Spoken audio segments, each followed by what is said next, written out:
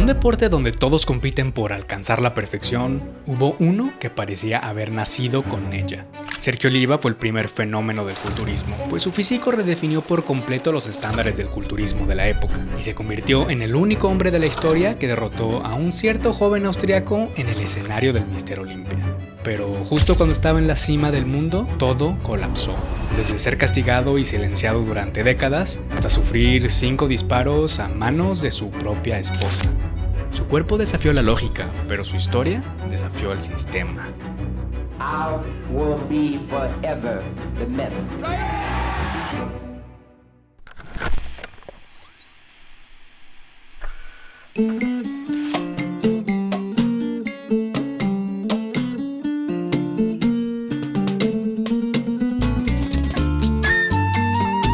Sergio Oliva nació el 4 de julio de 1941 en Pinar del Río, un municipio humilde a las afueras de La Habana, Cuba. Era el cuarto de 22 hermanos y aprendió desde muy pequeño el valor del trabajo duro.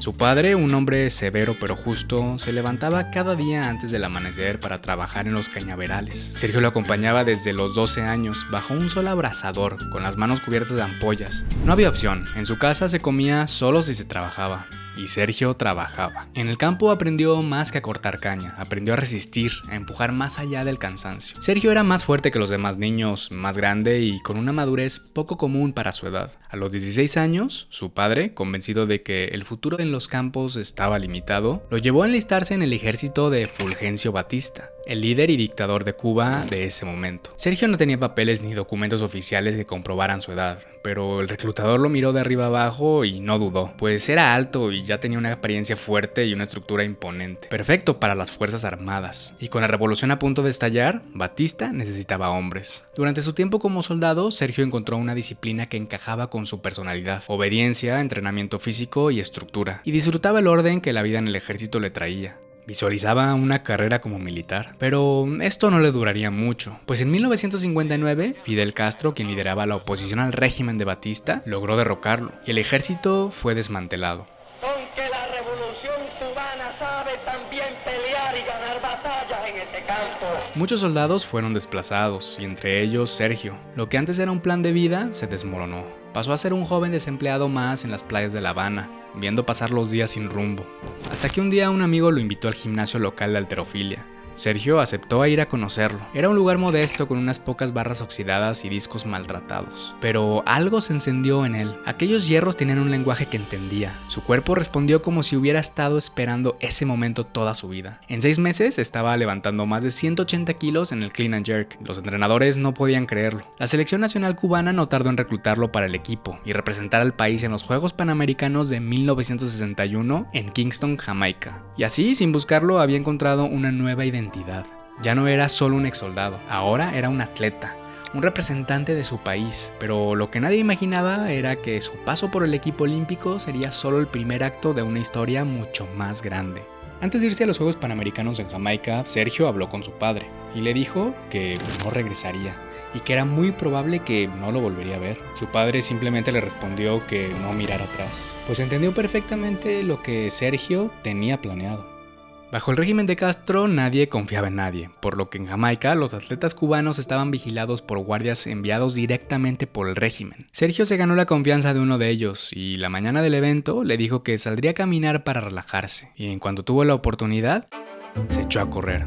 Pero no hacia el estadio, sino hacia la embajada de Estados Unidos. Corrió como si su vida dependiera de ello, y en cierto sentido así era. Llegó a la embajada cubierto de sudor, con el corazón desembocado. Tocó la puerta y pidió asilo político. Sergio había desertado. Tras su fuga de Jamaica, Sergio, como muchos de sus compatriotas, fue trasladado a Miami. Había escapado del comunismo, sí, pero lo esperaba el capitalismo crudo, con jornadas largas, salarios bajos y un idioma que no entendía. No había gloria ni medallas, solo trabajos humildes y calles desconocidas. Sergio todavía era un joven anónimo, viviendo en un cuarto pequeño y trabajando como reparador de televisiones. Había dejado atrás su patria y a su familia, y eso le daba una gran libertad. Ahora podía reinventarse. En 1963, Sergio escuchó hablar de una ciudad más al norte donde, según le dijeron, había muchas oportunidades de trabajo. El nombre de esa ciudad le llamó la atención, pues decía que sonaba musical. Chicago. Esto fue suficiente. Hizo las maletas y tomó un autobús. A partir de ese momento, Chicago no solo sería su hogar, sino también una cuna de transformación.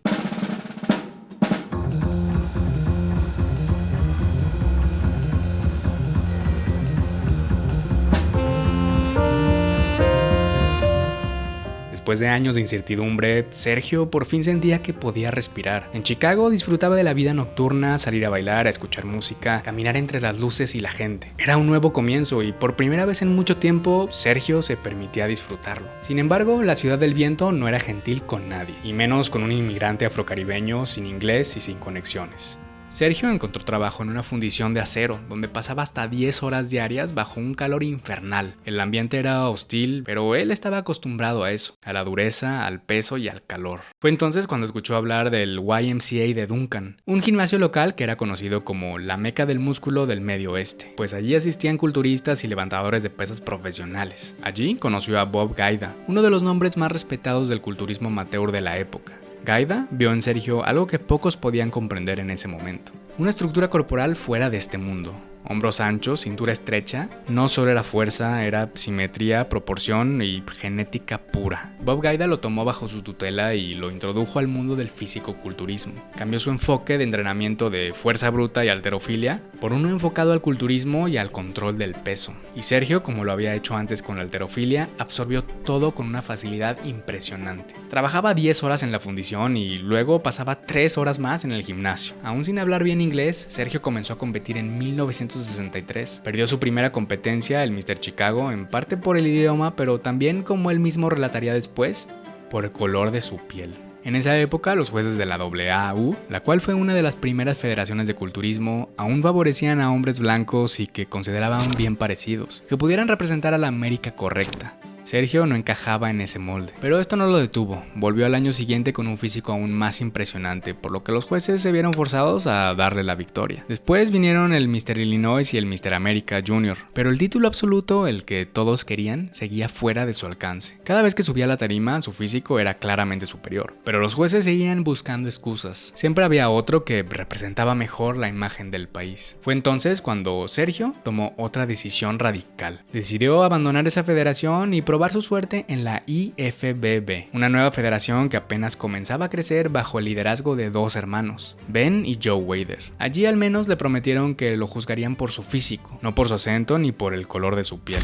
Y vaya que al menos por el momento fue una decisión acertada. En 1966 ganó el Mr. World de la IFBB y ese mismo año debutó en el recién creado Mr. Olympia, quedando en tercer lugar. En un solo año, Sergio había pasado de ser ignorado por la AAU a estar entre los mejores fisicoculturistas del mundo, y apenas comenzaba. Lo que más impactaba de Sergio no era solo su rapidez para mejorar, era cómo lo hacía. Sumaba kilos de músculo como si su cuerpo lo pidiera a gritos. Su cintura permanecía igual de estrecha, mientras sus brazos, espalda y piernas crecían a niveles que nadie había visto. Incluso sus antebrazos y pantorrillas eran impresionantes. Sergio Oliva no parecía un hombre, parecía un mito. Y así nació su apodo, el mito. No porque se le inventaran hazañas, sino porque su físico no parecía real. En el año de 1967, la tarima de Nueva York fue testigo de algo que tanto los jueces como aficionados no estaban preparados para ver. Era como si un ser mitológico hubiera descendido del Olimpo para mostrarles a todos lo que era posible. Su cintura medía solo 29 pulgadas, exactamente lo mismo que sus muslos. Sus brazos parecían más grandes que su cabeza y su pose de doble bíceps dejaba a los fotógrafos sin aire. Nadie en ese escenario, ni siquiera los mejores del momento, podían competir con su simetría, su volumen ni su presencia. Harold Poole quedó en segundo lugar, Chuck Sipes en tercero y Dave Draper en cuarto. Al año siguiente, nadie se atrevió a desafiarlo. En 1968, Sergio ganó el Mr. Olympia sin oposición. Literalmente no hubo rivales, ningún culturista se presentó a la competencia. Ante la ausencia de los demás, Oliva realizó las clásicas poses para los espectadores que asistieron al evento. Joe Weider le entregó un cheque por $1,000 y el trofeo que lo acreditaba como campeón. Pero en las sombras, alguien se preparaba. Un joven austriaco de 21 años había llegado recientemente a Estados Unidos con un solo objetivo: ser el mejor del mundo. En 1969, después de entrenar como nunca en su vida, Arnold Schwarzenegger se presentó al Mr. Olympia decidido a derrocar a Oliva. Arnold ya era un joven con un futuro prometedor, y su nombre ya comenzaba a ganar popularidad, pues ya había ganado el Mr. Europa y tenía 3 victorias consecutivas como Mr. Universo, aparte de que mostraba una personalidad carismática, así que esta era una batalla que todos querían ver, y la audiencia estaba muy dividida, la tensión estaba por los cielos. Arnold estaba en excelente forma, definido y proporcional, pero cuando Sergio salió al escenario, el mito volvió a cobrar vida. Sergio no necesitaba luces ni maquillaje, solo necesitaba quitarse el overol de carnicero con el que solía presentarse antes de cada competencia. Al hacerlo, su físico hablaba por sí mismo. Detrás del escenario, Arnold lo observaba, pero cuando Sergio extendió sus dorsales frente a él, Arnold lo supo de inmediato, había perdido. Años más tarde, el mismo Schwarzenegger escribiría en su libro, La educación de un culturista, que ver a Sergio esa noche fue uno de los momentos más intimidantes de toda su carrera. Admitió que perdió la competencia desde antes de subirse a la tarima y no por falta de músculo, sino porque Sergio ya lo había vencido mentalmente. Esa noche de 1969, Sergio Oliva se convirtió en el único hombre en la historia en vencer a Arnold Schwarzenegger en el Mr. Olympia. Ningún otro lo haría jamás. Competed against Sergio Oliva. I lost against him. He was better than me. I gave him a big kiss on stage, and I said, enjoy it because this is the last time. Ese mismo año, Arnold viajó a Chicago con la intención de entender qué hacía tan especial a su rival. Quería verlo entrenar de cerca, y lo que encontró lo dejó sin palabras. Sergio comenzaba sus entrenamientos con 10 series de dominadas tras nuca con agarre amplio, solo como calentamiento. Manejaba pesos ridículos con una facilidad increíble. Mientras Arnold entrenaba pecho con 315 libras, Sergio hacía repeticiones altas con más de 400 libras en press de banca como si nada.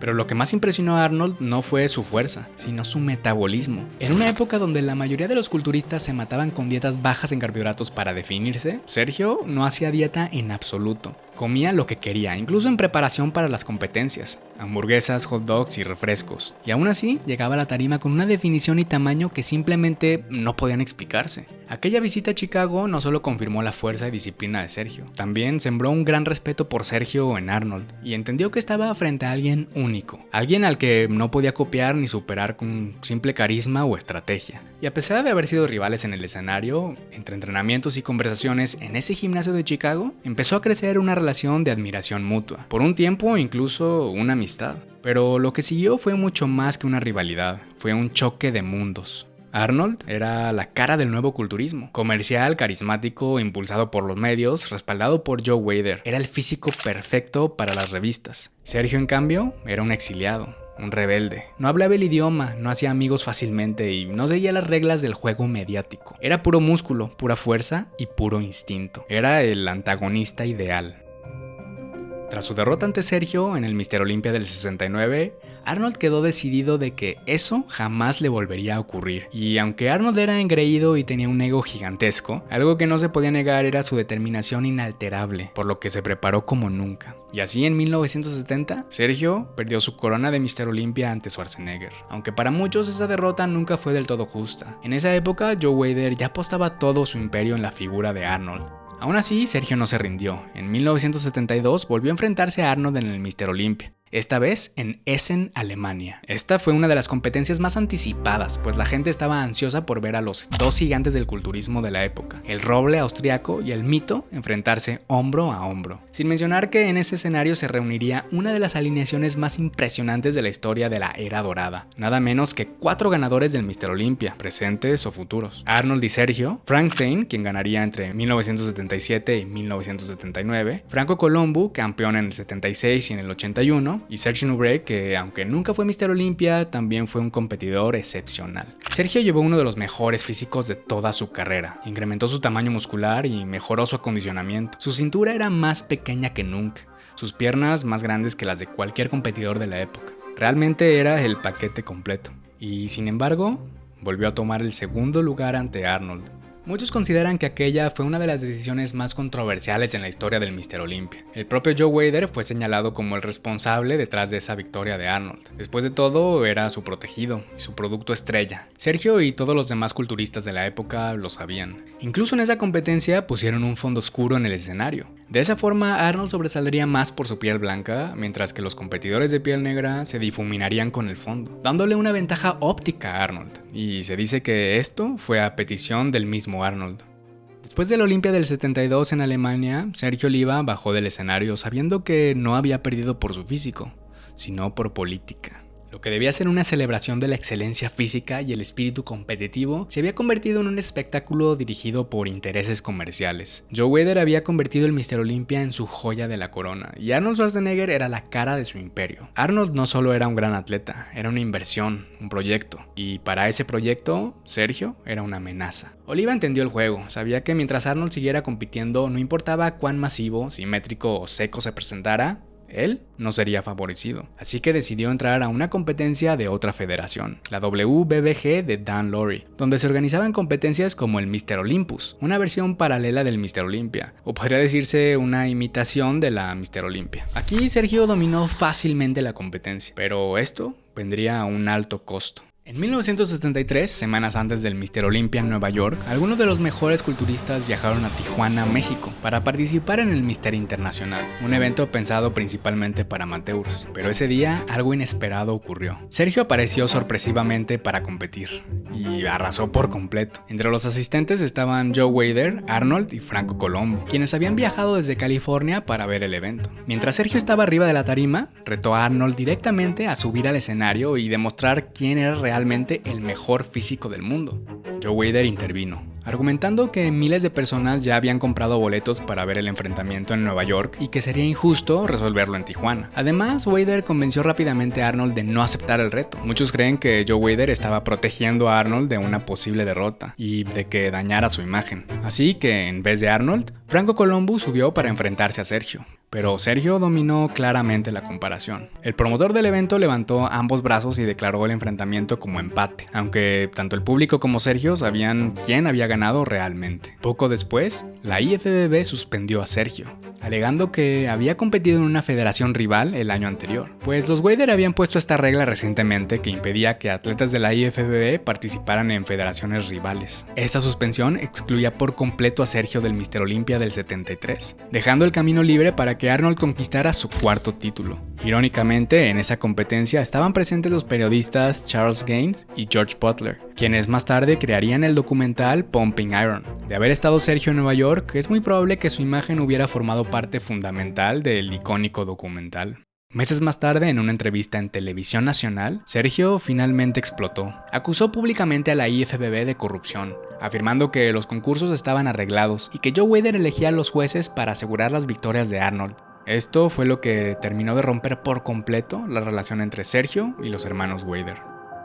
Para muchos esto habría significado el final de su carrera, pero no para Sergio. Él no necesitaba el aval de Weider para seguir siendo un mito. Siguió compitiendo en la WBBG, donde ganó varias veces, pero la motivación ya no era la misma. En la tarima de la WBBG no estaba Arnold, no estaban los focos de la prensa ni los lucrativos contratos. Sergio subía, posaba y ganaba, sin esfuerzo. A veces ni siquiera llegaba en su mejor forma, pero aún así nadie podía ganarle. Durante esos años, Sergio siguió siendo una leyenda viviente. En Chicago era un ícono, y no solo por su físico, sino por su actitud desafiante. Sergio también era reconocido por su estilo único y su presencia fuera del gimnasio. Era imposible no notarlo. Siempre vestía con camisas entalladas, pantalones de vestir, sombrero y colores llamativos. Pero había un detalle que se volvió icónico. Tenía que mandar a cortar las mangas de sus camisas porque sus bíceps simplemente no cabían. También usaba anillos dorados, cadenas y un medallón dorado que colgaba como símbolo de realeza urbana. Sergio no solo era una leyenda en los gimnasios, era un personaje completo dentro y fuera de la tarima.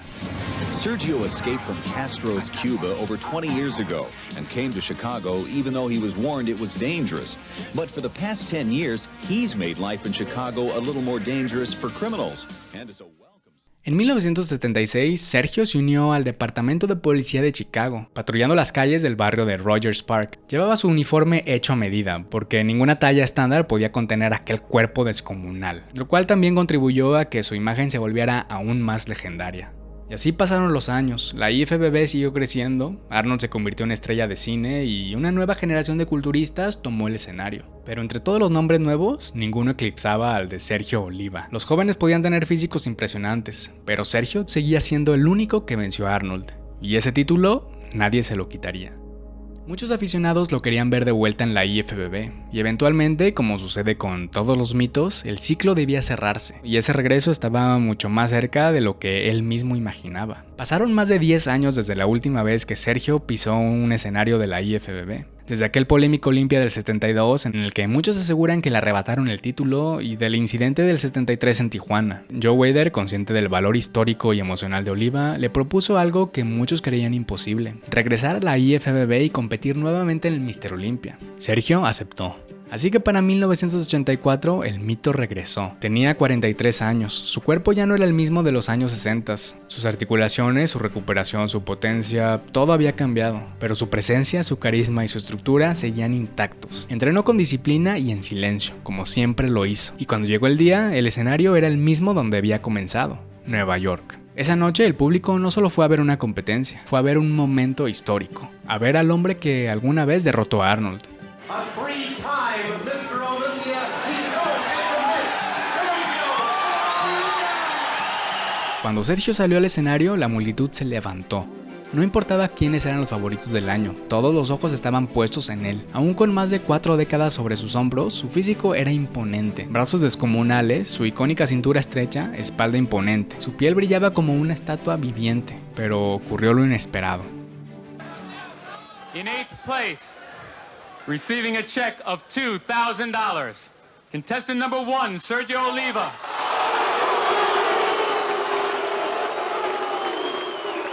Octavo lugar.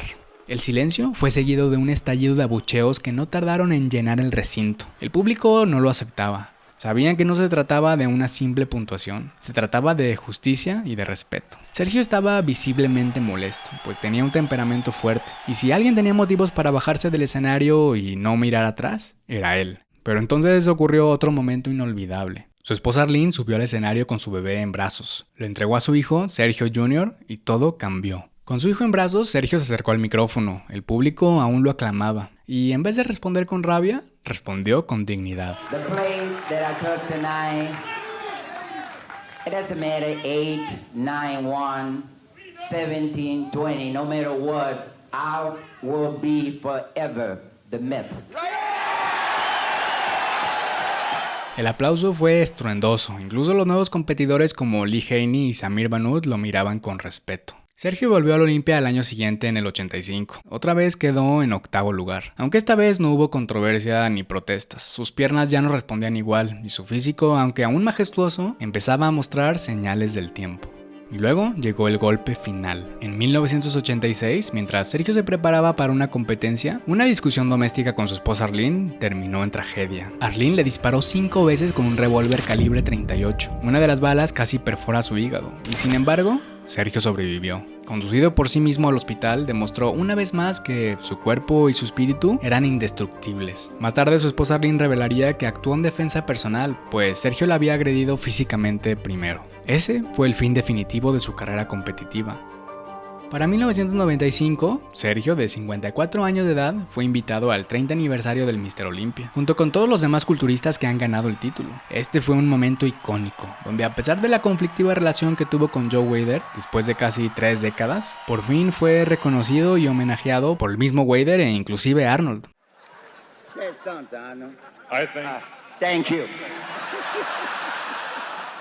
Sergio continuaría trabajando para el Departamento de Policía de Chicago hasta el 2003, aunque lamentablemente los últimos años de su vida no fueron fáciles. Con el paso de los años, el cuerpo que alguna vez hizo temblar los escenarios fue cediendo. Las lesiones y el desgaste físico acumulado comenzaron a pasar factura. Sergio Oliva, el hombre que alguna vez fue considerado inhumano por su estructura corporal, comenzó a mostrar signos de fragilidad. Tuvo que someterse a 17 cirugías, incluyendo varias de rodilla, codos y hombro. Aparte, tuvo un accidente automovilístico que lo dejó con complicaciones severas y durante su recuperación contrajo una infección, por lo cual perdió mucho peso y con él gran parte de la musculatura que había construido durante décadas. Encima de todo esto, fue diagnosticado con insuficiencia renal. Pasaba 3 veces por semana conectado a una máquina de diálisis. Hasta que el 12 de noviembre del 2012, a los 71 años de edad, Sergio Oliva falleció en su ciudad adoptiva, Chicago. Dejó este mundo, pero no sin antes dejar huella en todos los que alguna vez soñaron con ser más grandes,